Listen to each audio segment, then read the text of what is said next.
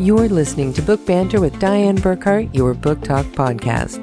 Join me every Wednesday for real conversations with authors and publishing insiders, where you get to connect with the humans behind the books you love.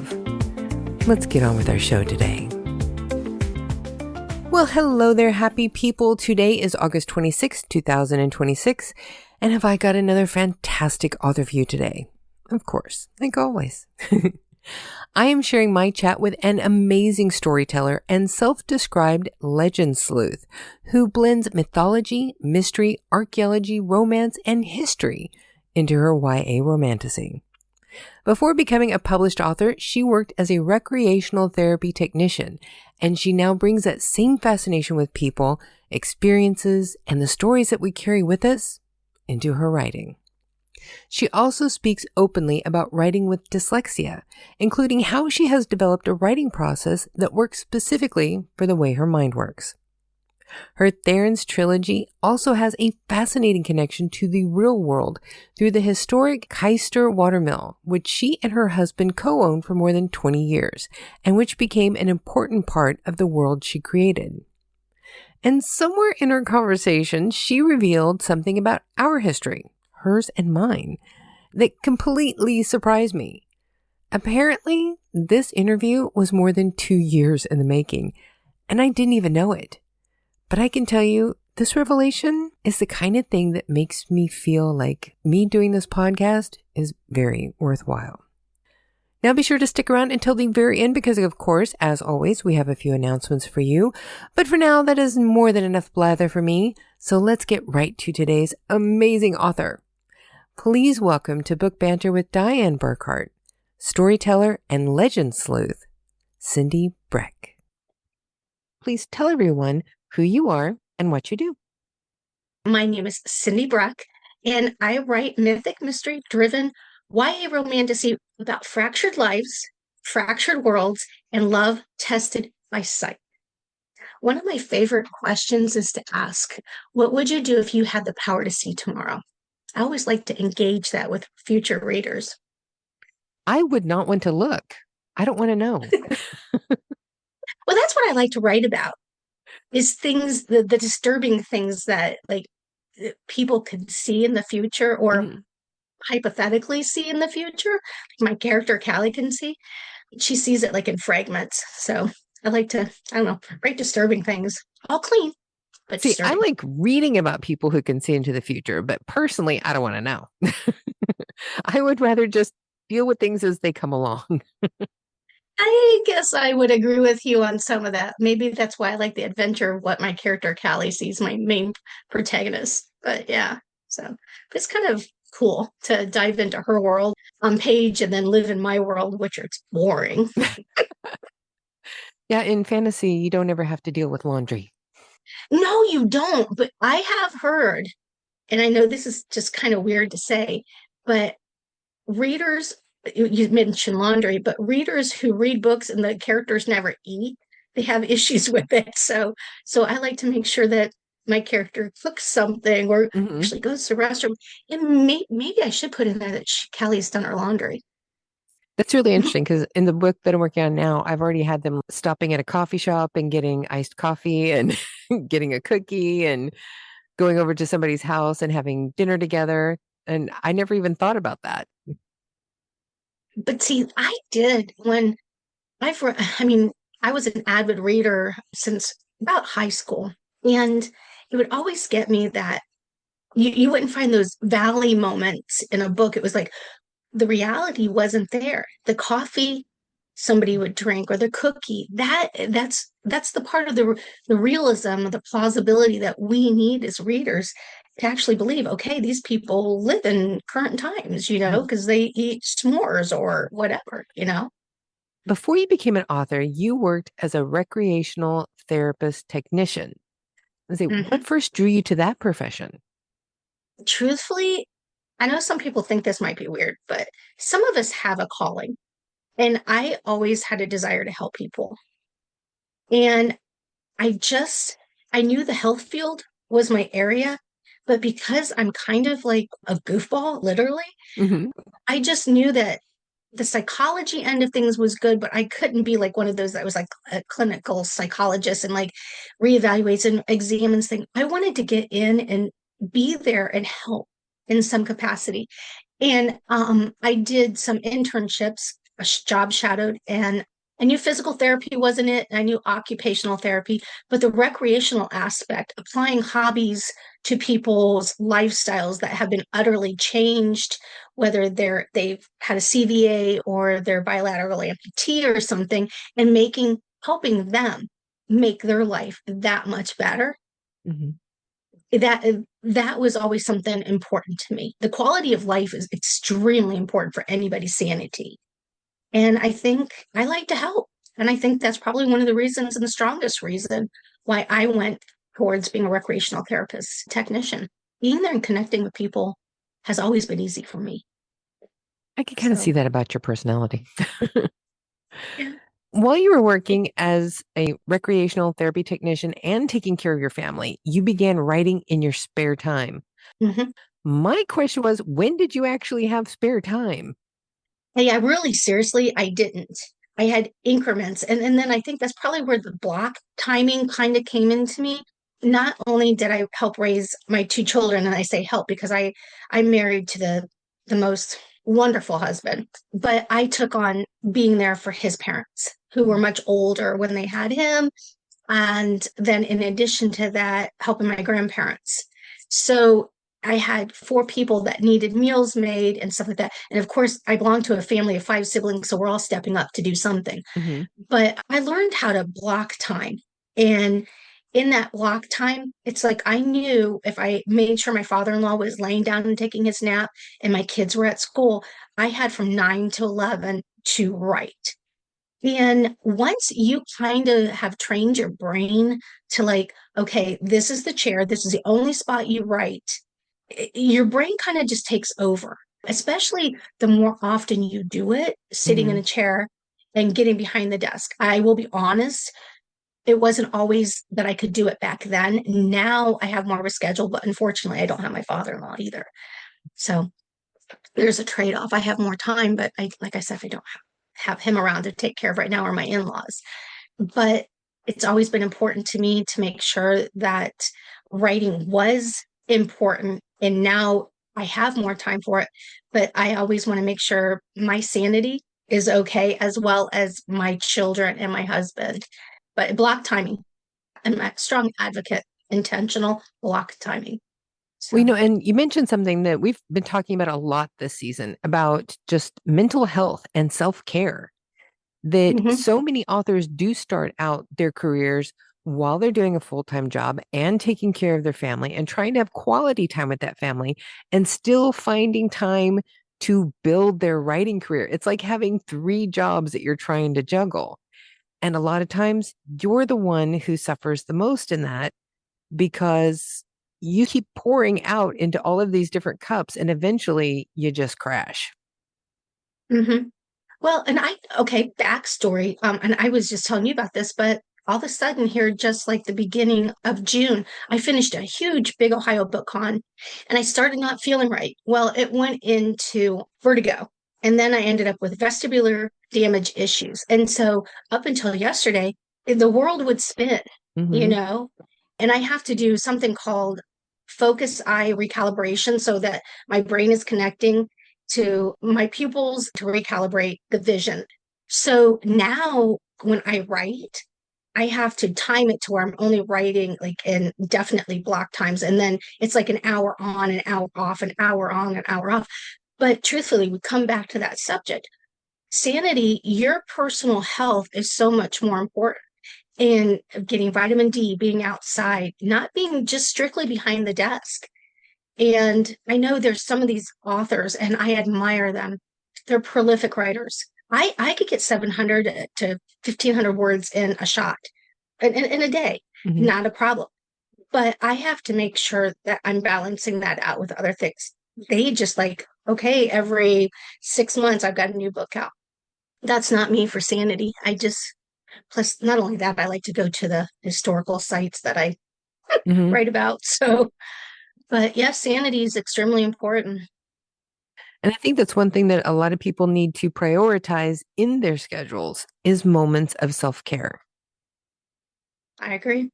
Totally agree. Looking back on everything, can you think of a defining moment where you decided, okay, I'm going to publish my first book?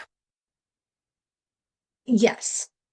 I've never like really had like a strong belief in myself. I started writing as a hobby, but I took it more serious when I met this guy at a virtual conference. And I asked him this silly question. His name is Jonas Saul. Well, it sparked enough that he ended up later on. I said, "Hey, could you look at this for me?" And he looked at my manuscript, and we built this 4 year friendship going back and forth. And long story made short, he said, "Hey, I'd like to represent you." He started his company. "I'd like to represent you." And when he took that time, that was kind of like, wow, maybe there is something with this story world that I've crafted. And I had other people say, "Oh, it's cool, it's great," but mom's always patting you on the back, Yeah. and your writing friends, they're you couldn't do it without your writing friends, your critique group, but it's somebody outside the group. And I think that for me was the moment that it was like, okay, it was a huge defining moment. Yeah. But that was like quite a few years ago. But yeah. Now, I notice that you tend to refer to yourself more as a storyteller rather than an author. Hmm. How do you define the difference between those two? I don't know how. I think they mesh together. Mhm. I don't think they're like separate. I think of storytelling as though something, like bards, their stories told over time, like Scottish things. And I refer to myself as a legend sleuth also because I like to go in and dissect mythology and stuff like this, and then tweak it, twist it to cultivate my world. And so I think storytelling is I like to take pieces and facets of different stories and tell them in a world of my own. Whereas an author is a title. I think storyteller is a craft. Mhm. I like that difference that you have. Yeah, well, I guess that's the best way I could put it because I write romantasy, fantasy romance. I write no sex, Mhm. but I write high stakes, dangerous secrets, and hidden history. But at the same time, I like that national treasure vibe Mhm. of a story or, oh, Indiana Jones. Love Indiana Jones, Tomb Raider. Yeah. Those are the stuff that I'm attracted to, the mummy.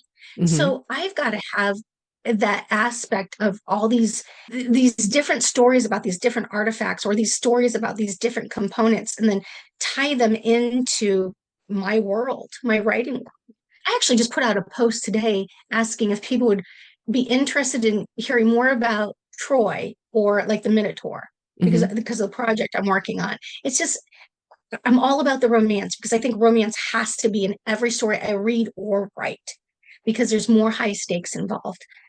But at the same time, it's the story around it that is intriguing for my character, Callie and Tristan, to go through and explore. Personally, I've always been really fascinated with Minotaur. I love reading about that. I'm trying to figure out how to do that because they're a legend, and I deal with the Therans is a dual world trilogy. So there's two lost civilizations that interconnect with Greek mythology. Mhm. So I'm trying to think, how do you get Atlantis is here, Therans are here, and they're stewards of history. Humans are here. How do you throw in a Minotaur in this whole Greek thing with this because that's a legend? And Mhm. I'm like, I don't know how that's done, but I'll tell you, people that engage with me, and I'm new at the storytelling world, but they give some of the best insight or the best direction when you're at a detour. And I've kind of like learned to put things out there to get their involvement. So Mhm. I don't know. We'll see where it goes and what the response is. I'm still working on that engagement. A lot of people like the post, but it's so hard to get people to actually to comment. I don't get a lot of comments on my page. I get more comments on other pages, like especially Facebook. So Mhm. like if I take my comment, put it on my page, and then I share it at one of the other platforms I like to share it on, I had 71 comments. one time. And I was like, that's great. But yeah, it is very hard for that engagement. It truly, truly is. I know that you talk openly about being dyslexic. Hmm. How has dyslexia affected your writing and editing process? Well, I'm glad I have it Mm-hmm. because I don't know what life would be without it. It was a huge learning curve, but how it has affected my writing is that I don't see it as an issue anymore. I used to. Seriously, I did. How it affects my writing is I don't write when I'm tired. I don't write when I'm stressed out. And if I start to like get tunnel vision and I notice that my words are like getting transposed or numbers, I shut down. Mm-hmm. I leave a note last sentence where I mentally thought I was going to steer the story forward, or I make a sticky note and write it and put it on my 3-act structure board, but then I just stop. So it's affected me in that aspect because some people could just push through it. I will get a headache, or I will, and I don't experience headaches a lot now because I know how to manage it, but I will just shut down. Now, on the opposite side, and I've had to do studies to understand this, and I still don't understand it, but when I sit down at a computer, I don't know if what is called visual spatial understanding, but dyslexic people, and there's lots of them, could almost like watch a movie play in their head. Mm-hmm. I'm sure other people can too, but it's like that's when I get real frustrated because I watch this movie reel going in my head, and then I'm typing, and then I get this little character. His name is Guinness. He's a mythical creature, but he does antics to throw Callie, my main protagonist, off. And then, and I'm visually watching it and I'm writing it and typing it in at the same time. And then I know if I've done it too long, then I mess up and stuff with the letters, then I have to stop. But truthfully, I would actually say that there's more blessings to having dyslexia as long as you can manage it. Mm-hmm. Because there's different forms of it. And each person has to learn how to manage it. The more you see your disability as not a disability and you learn to work with it and cope with it Mm-hmm. and not let it hinder you and better at whatever you're trying to achieve. Because I think we label ourselves, and I think it's okay to say I'm dyslexic, but not to allow that to be the label that stops me. Mm-hmm. That's where I'm at. Well, and the thing that I love bringing this up with people is because I have a friend who is an author. He's actually an award-winning author, and he has 5 different kinds of dyslexia. And he absolutely does not let it stop him from writing his books. And I always want to make sure that people hear this because there may be somebody out there. It's like, oh, I've got this, or, I'm ADHD, or I'm something, a label that somebody has given them. So I can't do this. It's like, no, you absolutely can. You have to find your way to do it. Mm-hmm. It's not that you can't do it. It's just you probably can't do it the way that the person next to you does it. You have to find your way to do it. Yeah, exactly. So this is a red timer that I use. I set the timer for 45 minutes, and then I just automatically take deep breaths, take a sip of my French vanilla iced coffee, and I start writing. And it might take me 5 minutes to get into the groove, but Mm-hmm. by the time the 45 minutes have gone, I've gotten something solid. Now, mind you, it doesn't have to be 1,000 words. If I just write 250 words a Mm-hmm. day, I'm going to be finishing a 365-page novel in a year. Now, what usually holds me up thinking about this is that I'm always writing history or historical sites. So I actually like to go to those historical sites and try to keep as true to it as I can. So the research does hold me back a little bit. Sometimes there's more research in a setting or a scene or something than what people realize or what readers realize. They finish a book like devour it like in a day, whereas some of us have written those for like a year, Yeah. or longer. That seems to be a common thread for a lot of historical fiction authors. We love research. Mm-hmm. And it's so easy to fall into rabbit holes when you start doing that. But I love it. I think it makes your story richer when there's some aspect of truth to it, or the setting, or the castle, or the legend. I mean, I don't know, or the war that was fought around that time, you Yeah. know, Yeah, I agree. but you gotta have romance. I'm just sorry, I shouldn't have said that, but Well, no, that's one of the things that makes the world move.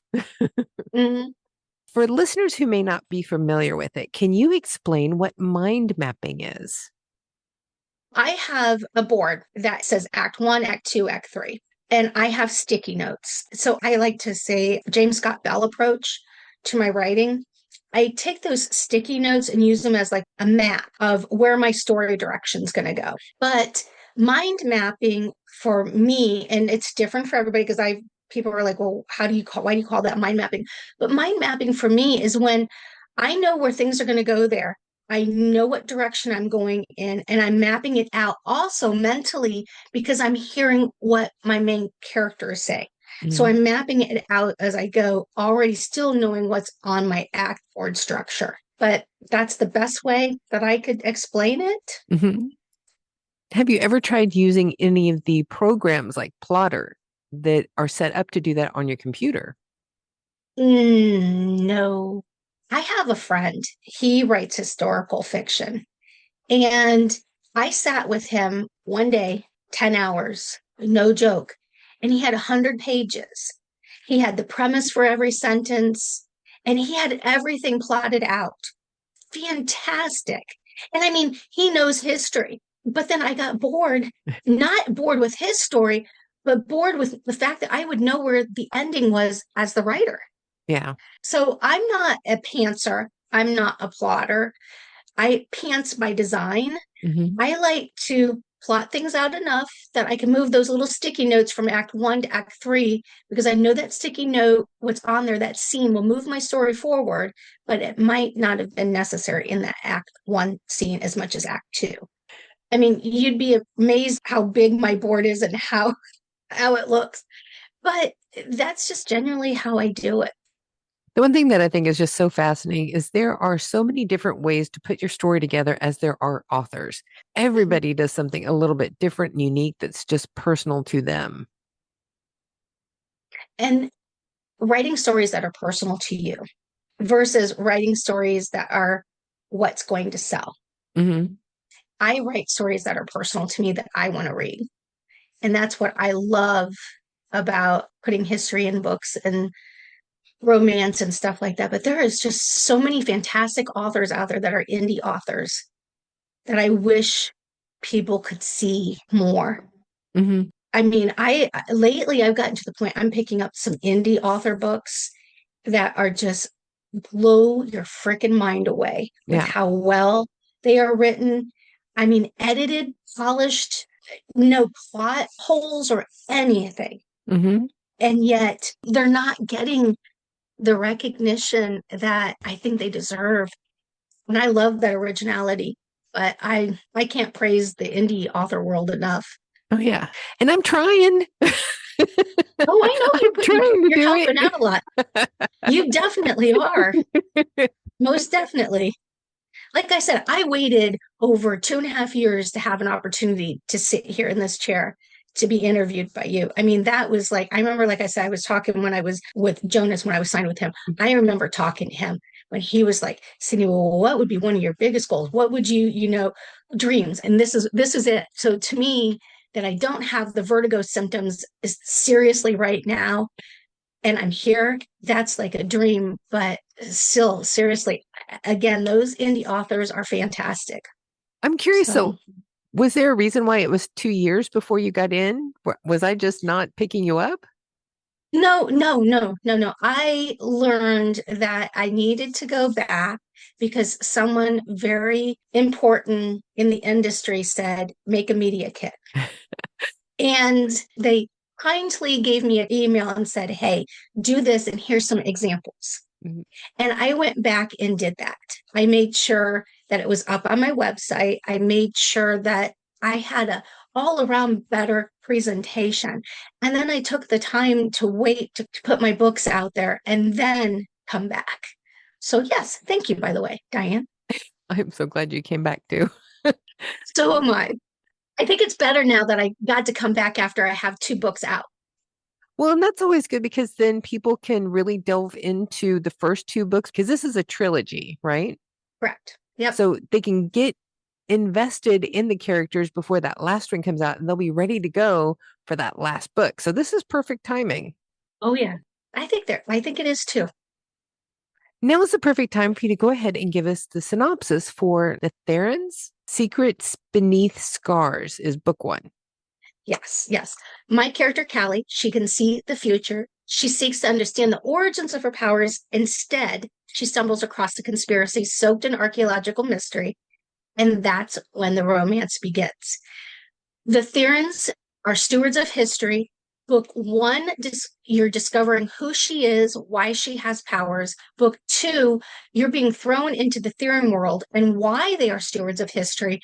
And book three leads you to the connecting mythical lost civilization that basically structured the Theran's world. And the Therans don't even know about it. So it is a dual world trilogy because you'll see two lost civilizations within the same series. Are you going to just keep this as a trilogy or is there a possibility that it may progress further? Well, that's the interesting thing. Originally, I was doing this as a challenge, writing, learn to write and stuff. And I was going to stop at the trilogy, but I actually already started a duology Mhm. for her college years. Because if a character has the power of sight, she has other gifts, innate gifts, not magical gifts. My characters I don't deal with magic, but these Therans have these powers. How could you use them to better our current world? Whether you get into politics or whether you become a police officer, how do these skills, these powers help the contemporary world that we live in now? And yet, what I love so much and what I like to write a lot about is a lost world hidden in a current world.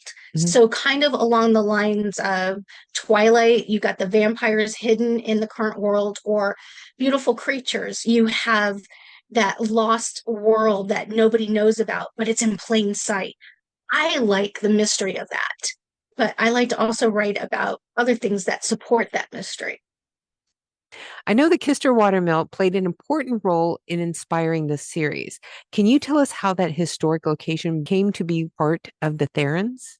And my husband and I, we used to co-own the Keister Water Mill for a little over 20 years. And we actually still take care of it right Mhm. now, basically groundskeepers. But we sold it to the Western Reserve Land Conservancy. But how all that came about is I was standing in the mill one day and I had actually already written a lot of the Therans, Mhm. but it's like I didn't have it anchored to anything. And yet I thought, well, what about where she lives? What about capturing it in a real town? What about setting it in the mill? I went back and rewrote all of that using the same dialogue, using a lot of the same stuff, but anchored that story in what I knew, which was the building that we owned. Think about it. That mill was built in 1816. There were Indians here. We didn't have automobiles back in 1816. We were still plows, all that kind of stuff. And in a 3 mile radius in the 1880s, there were 8 water mills sharing the same water right here on our property. I mean, we've got an underground waterfall. I mean, I'm surrounded on 4 sides of water. We are lucky that we get reception, but that's another story. But the important thing is that story, anchoring it into something real, was the catapult to making my book so unique in the series because of my love for National Treasure, my love for the movie Indiana Jones and Tomb Raider and stuff. I was like, I can make up all these fascinating little fantasy things about an 1816-year-old mill and how it ties into the Therans who are stewards of history and how that catapults into lost civilizations that should not exist and all this kind of stuff. So it was really a good launching pad for me to use. And I knew it well. So that's kind of where that came about. And since then, all my books are anchored in a legend, myths, Greek mythology, whether kind of a Medusa thing, or historical landmarks from castles to catacombs, everything. See, and I love that. Those are the kind of stories that I usually like to read. I love it too. This seems like the perfect time to do our 5 quick questions that never turn out to be quick, but I'm just a really nosy person and I refuse to stop doing it. Are you ready? Ooh, I like this. Oh, I'm ready. I've seen you ask the other people. Well, and I think we already know the answer to the first one. So I know you love coffee. What is your favorite way to have it? Iced. Is it any kind of iced or does it have to be vanilla iced? I'm a vanilla girl. I like iced beverages. I drink ice even in the winter Oh, with a yeah, me sweater. too. Drives my husband crazy. He doesn't understand it. Question 2. What is your favorite thing about being the co-host of P English Literature? Lifting other authors up. Seriously. One, I like to meet other people. Mm-hmm.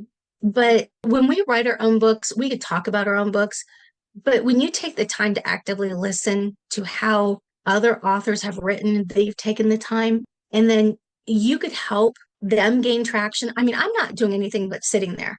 Peter really does all the work, but we have found that the chemistry of 3 of us there, and especially, I know this is going to sound really weird. Peter's 28. Mm-hmm.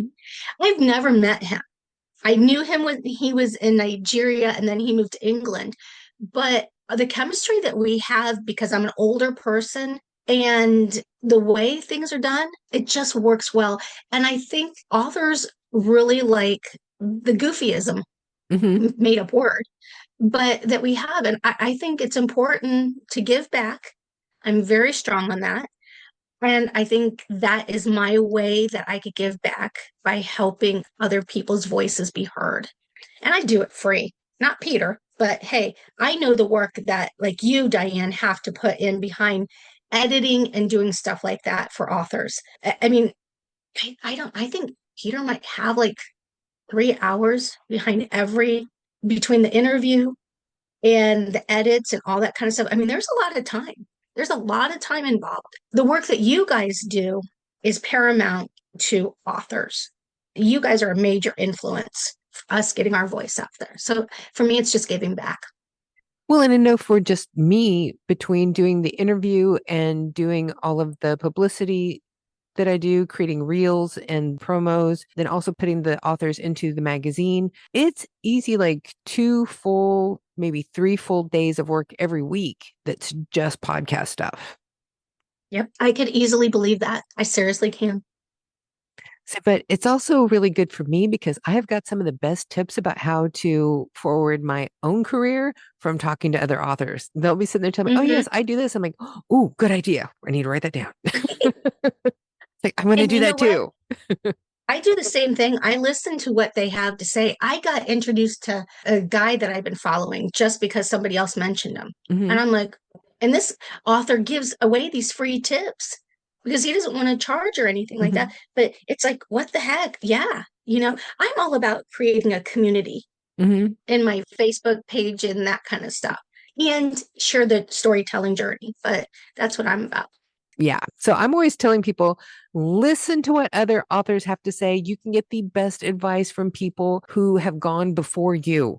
It's like Hmm. so many authors talk about you need to find mentors who can tell you these things. And that's exactly it. That's why things like this podcast are so helpful to people starting out because they can hear these little tips and it will save them so much time trying to figure it out themselves.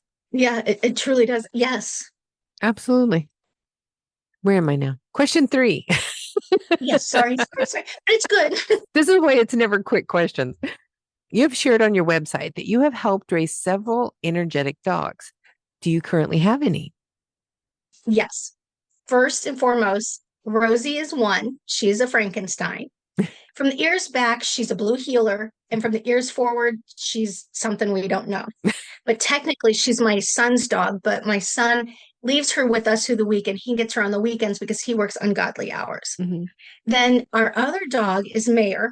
Mayor is my daughter's dog, but she's with me a lot too, just because of the mere fact that these 3 dogs like to be together. Mm-hmm. So I get them during the daytime. Grandma does. But Tesla is my dog. Mm-hmm. And if you read my book series, Tesla's in my books. Oh, cool.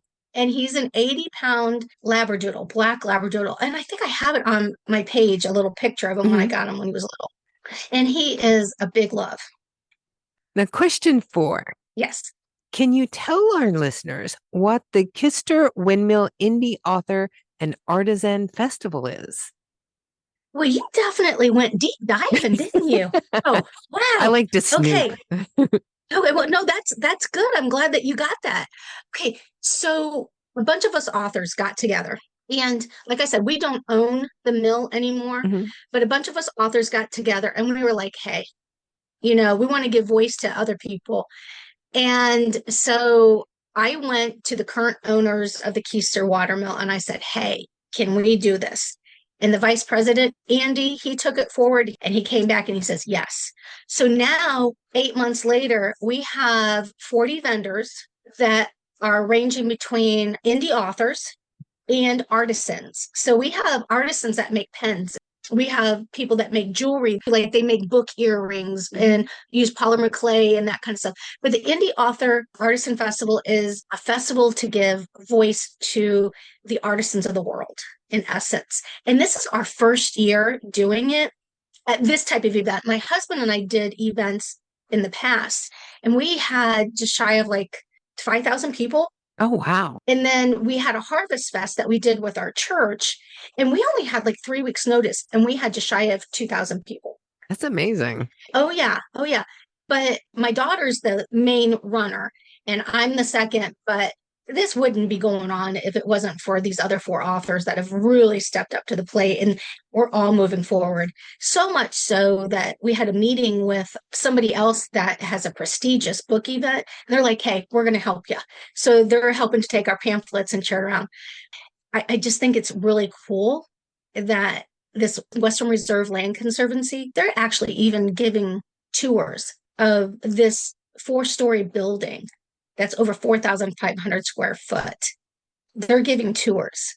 That's amazing. And I know my husband, he's giving the tours, but they're pre-sale tickets. But yeah, the sad thing is my husband won't be able to tell anybody, well, this is where my wife came up with that mythical creature in this story world of the Therans. No, but anyhow, but he could tell all the stuff like how he built the water wheel and stuff.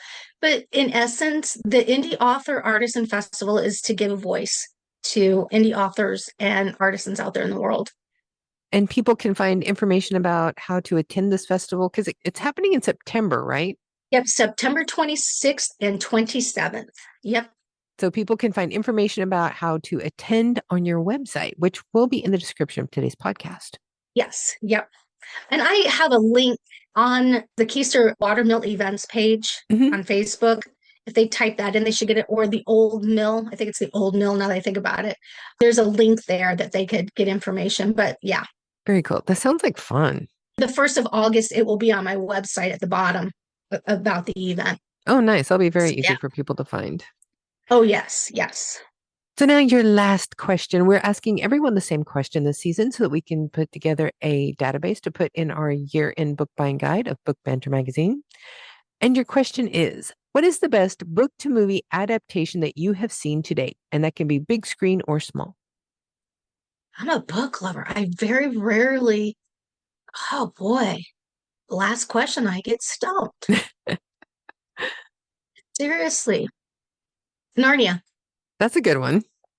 And I don't think anybody's even said that one yet this season. I've been really surprised. I expected to get a lot of Harry Potter, Twilight. I expected to get a lot of those. And I haven't. I think I've had like maybe 2 people mention those. People are coming up with some great mentions this year. So now what is next for you? Do you have any big plans for meet and greets or going to conventions? I actually had to cancel 3 events because of this vertigo. But I am actually headed to the AuthorCon in August. 1st of September, I have the Mid-Ohio Book Festival. In 2 weeks, I have Stars Hollow. In 3 weeks, I had actually like 9 events in 6 weeks. I really, on weekends, I do a lot of the direct meeting people because I think that's the best way to meet your future readers is for them to know you. So that's where I meet a lot of my people. Social media puts you out there, but it doesn't give you, the reader, that vibe. Hmm. It just doesn't. And people, they want to be entertained in 2 seconds, 3 seconds. That's not my forte. Yeah. When I just talk to somebody, it's like, wow. I did 34 events last year. This year, I cut it back to where I was doing 23. But I think it's funny that that's cutting it back. but in Ohio, we have lots of events. Mhm. And there's a lot of indie bookstores that will say, hey, come. And for that festival that our group is leading, we actually partnered Western Reserve Land Conservancy with them, but we also partnered with Midnight Readers. It's a small bookstore in Apple Creek. Oh my flipping gosh. I mean, one of the best things we ever did. These indie bookstores are fantastic for getting authors out there, but the work that they're doing, the people that they could reach that we probably couldn't, unbelievable. Unbelievable. And the interesting thing is people don't read the newspaper anymore. They Mhm. scroll through social media. Or if they're driving by, believe it or not, I've heard this, if they're driving by a yard sign that has a QR code, they will take that information quicker than they will what's out of a newspaper. Now, magazines, people like magazines. I don't understand the difference. Yeah. I don't get it. But I've had to do so much research for this festival on the marketing aspect. Not that I'm a guru at it, but it's just a huge learning curve. It's very, very interesting. Definitely. And it's not always what you expect it to be. There's always so many surprises when you're trying to market books and reaching your audience and just trying to get engaged with readers. It can be Mm-hmm. challenging. It can. So now let's remind our listeners who you are and where they can find your books. My name is Cyndi Brec, and I write mythic, mystery driven YA romantasy that adults do love. And I write about shattered lives, shattered worlds, and the power and the love tested by sight. You can find my stuff on my website, cyndibrec.com. I have books on Amazon, Ingram Sparks, and I am at some independent local bookstores here in Ohio. And I do have people reach out to me and they want to get my book through me because they want a signed copy. And I Mhm. do that too. That's always good to know. I know people love autographed books. I know. And I find that really interesting. I just had some lady bought my book, well, did the digital book. Then she reached out to me and she says, I really like your first book signed copy, but she wanted the older version of my book and not the one where I recently put a flower on. I was like, okay, which and I just had some of those still, but that's what she wanted. And she wanted a signed copy. And I was just like, hey, I could do that. It's an honor. Definitely. I agree. And I one thing I bet. do want to point out to people, Cyndi is spelled Cyndi and Breck is Brec. So if they're out there Googling, they're going to want to get the spelling right. But to make it easy, we are going to have links in the description of today's podcast so everyone can just click and go and find you and all of your work. Thank you. I greatly appreciate it and greatly appreciate this opportunity and finally getting to meet you This has been in so much person. fun. It's too bad that we It can't do has. this at like a coffee shop and actually sit and have coffee over this one day. Well, I've got mine. I just have iced tea. Thank you so much for being here with me today. I really appreciate it. This has been great. Thank you. I appreciate it too. So there you have it, folks. That was my interview with the amazing storyteller and legend sleuth, Cyndi Brec. I had such a wonderful conversation with her about her Therans Trilogy, her experiences writing with dyslexia, and the unusual way she approaches storytelling. And of course, I was completely caught off guard when she revealed that our story actually started more than 2 years ago. I had absolutely no idea when we sat down for this interview that Cyndi and I had already had a little bit of history together, and finding out about it really meant the world to me. Plus, she was just really fun to talk to. I love interviews like that. Now, before I give you the update for who's coming up next week, please pardon this next intro as I replace an M word with an aliving, so the censor overlords won't ding me for it.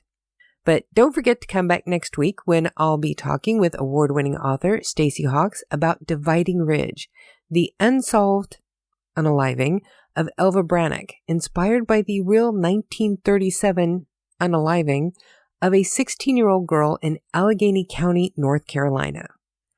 Her information is already available on burkhartbooks.com/podcast, along with information for the next 2 authors after her coming to Book Banter with Dianne Burckhardt, because I am stepping back and taking a break for a few weeks. So I have worked ahead and gotten everything ready.